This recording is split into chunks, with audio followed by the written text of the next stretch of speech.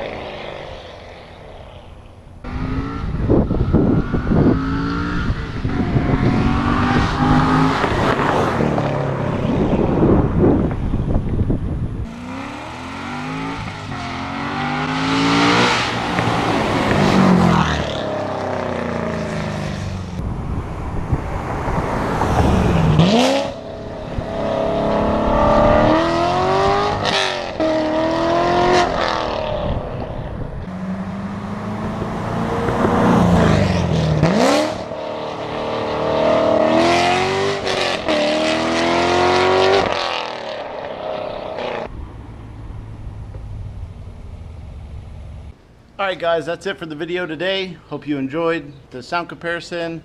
Personally, I think Catless is the way to go on these Corvettes. The engine just sounds so good, freed up. But I understand for those of you that live in states where they check, you don't want to get caught not having cats somewhere like California.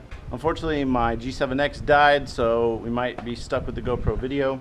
Please give this video a big thumbs up, and if it's your first time here, please subscribe. Thank you guys so much. I'll see you tomorrow.